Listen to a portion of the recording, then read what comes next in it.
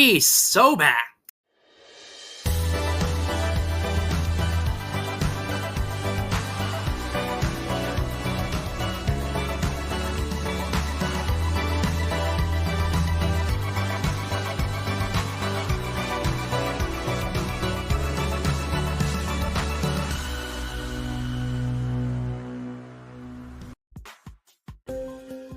For those unaware, Unknowingly, the person behind the man in the suit, has stepped in to fill in the gap left by the Murder Drone's finale. The lore! Even though it's not canon, it offers an intriguing narrative worth dissecting. The teaser, Mechanical Instincts, establishes that the timeline is months after Copper 9's near destruction by Sin. During this time, N goes missing and returns as, quote, a husk of his former self. In the description, a hidden binary message warns, murder won't be desensitized, which to translate, murder won't be for laughs or comedic relief like in the actual show, suggesting a darker, more serious tone. In the first installment, we see the lyrics, Valentine is done, here but now they're gone. Romeo and Juliet are together in eternity. This comes from the Blue Oyster Cult, a music band, not an actual cult. Don't Fear the Reaper, a song about eternal love, which likely takes on a twisted meaning in this series. From there, we get a light-hearted presentation from Con Doorman, until the 1 minute and 44 mark, where it turns grim with subtitles stating, They never do listen. We then cut to a worker drone searching a J.C. Jensen warehouse. From the dialogue, we can assume that the investigator is searching for N when he reads, Nothing gold can stay, referencing Robert Frost's poem about the fleeting nature of beauty, youth, and life itself. Moments later, he encounters this grotesque version of N. When Khan's daughter is mentioned, N awakens and subtitles reveal a verse from Revelation 13:1. And I stood upon the sea, and saw a beast rise up out of the sea, hinting at another force at play. The drone flees but is devoured, with subtitles reading, Peekaboo, and I don't hunger yet I eat. Before the video ends, we get a YouTube video link in the subtitles, or the description if you didn't have the balls to watch through it, along with a cryptic binary message asking, do you think they'll care about you when you see the mess you made, N? The link takes us to an audio log from Jay, suffering from starvation and burned alive. Binary text translates to, don't worry Jay, you will be good use to me soon. With all this information presented, let's decipher what's going on here. I feel like the best place to start is to identify what's happening to N. By looking at his appearance alone, we can already see irregularities. Elongated limbs, mismatching arms, exposed wires, and an unhinged jaw with dilated pupils. More unsettling is his behavior. Unlike standard murder drones, which kill for sustenance, this entity seems to kill for pleasure. But the question is, why? Well, truth be told, I don't think N's behind the wheel. Because, well, this isn't in N's nature. Not just because of his kind-hearted demeanor, but also his hunting tactics. Remember this scene?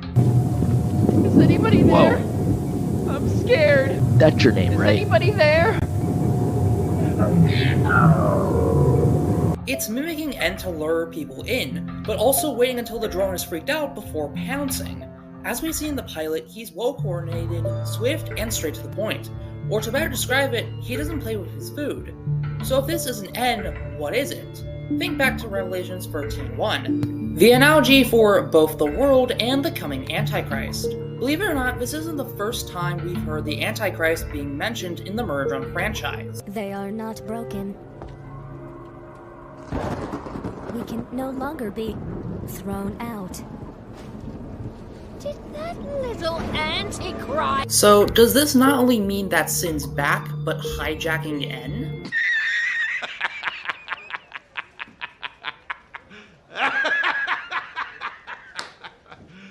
No. Sin's defeat, along with Uzi's administrative control and her current powerless state in Uzi's tail, rule her out as a possible reason as to N's malfunction. But there is one contender that's likely the culprit, the Absolute Solver. I've long suspected Sin and the Absolute Solver are separate entities, and it appears as though that this is canonized in Mechanical Instincts, and if true, the Solver still exists. But what does this have to do with N? Simple. The Absolute Solver is assuming back control via something deep inside not just N, but all murder drones.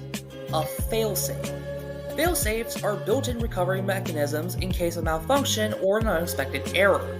Considering that the Absolute Solver had a built-in auto-run program to collect more matter if a murder drone didn't, and that Unknowingly confirmed this in a post, it makes sense that there'd be a built-in failsafe in case something that skill went wrong. This failsafe may activate under three conditions. 1. The primary host, Sin, is destroyed. 2. No new hosts, alive or dead, are available. And 3. Rogue murder drones disrupt its ability to gain more hosts. We know that Sin's been defeated. Uzi and Nori have the Absolute Solver under their foot, and the available murder drones have stopped murdering. With all three conditions seemingly met, this failsafe has activated, completely overriding N to his base mechanical instincts, including Uzi's administrative control.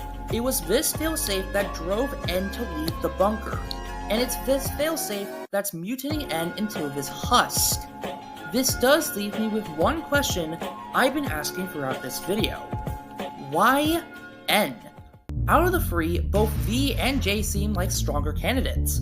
V is more violent and least resistant to her programming, while J, despite her arrogance, has always been loyal as a dog to JC Jensen and the Solver. Yet the Absolute Solver didn't choose them. It chose N. And that's not a coincidence. N was the one who broke free from his murderous instincts, the one who resisted the idea of murdering, the one who dared to change. By taking him back, the Solver isn't just reclaiming a lost asset, it's making a statement. It's sending a message that the Solver is still in control, and it can retake what it's lost. And that, my friends, is what's happening in Mechanical Instincts. However, there's still more that I'd like to discuss. Though I've covered the core of this theory, here are some extra thoughts I decided to include. When drafting the script, I felt like N's design reminded me of something. That is, the Mimicker. I know it's a Minecraft Cave Door reskin, but hear me out. While visually similar, the crucial difference is that Steve, the host, is alive and painfully aware of what's happening. Could the same be true for N? To an extent, I think it is. The binary message, "Do you think they'll care about you when you see the mess you made in?" is almost like the Absolute Solver is taunting N, knowing he's powerless. Speaking of the Solver, I think that's the entity talking in the binary in the description. Since the Solver is a program, it makes sense that it communicates through ones and zeros, which is reinforced by the reassuring but menacing message, "Don't worry, Jay, you will be good to use to me soon." Returning to the Mimicker, it says that Steve is not only conscious, but in pain, something that may apply to N as well. These organs hanging out aren't a fashion statement. These are N's intestines. In fact, from the looks of things, it looks as though the Absolute Solver is stretching N's body to the limit, almost as if it's pulling him apart.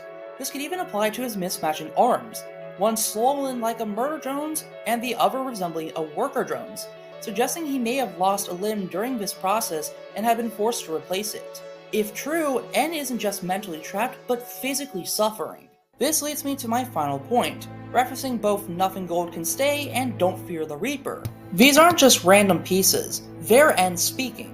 But this isn't a sign that he's regaining control, it's a reflection of his fate. Nothing Gold Can Stay symbolizes fleeting life, while Don't Fear the Reaper speaks of inevitable death. Taken together, it leads me to believe that N isn't just trapped and suffering, he's dying. And as the series continues, we'll see more of this as N's body deteriorates, maybe resulting in his death. There are more things I'd like to cover, but as of now, we don't have any more evidence to go off of. I do wonder what will become of Jay, if she's going to be the hero of this story or mutate herself. It also makes me wonder where V's in all of this. With that, I'd just like to give huge props to Unknowingly and the team for this amazing product. I haven't been following any of the Murder Drone fan projects, not because they're bad, but because they haven't captivated me. Of all things to get me back in the game, I wouldn't have accepted an analog horror series. I can sit for someone playing through a horror game, and I think I can manage a horror movie. But analog horror? Whew! I had a nightmare about the boiled one from watching it in a freaking Gotcha Reacts video. Hopefully, I'll be able to face my fears as the story continues. Now for the shoutouts. We only have a single lone wolf. At Camquay Wait. I know I haven't been uploading at all, but I think I'd be motivated to make more if there was a lot more people requesting a shoutout. Not forcing you guys, just a bit of a thought. Anyhow, this video's secret word is hashtag #Nimic. If you want to support me, remember to like, subscribe, and share if you enjoyed it. Thank you!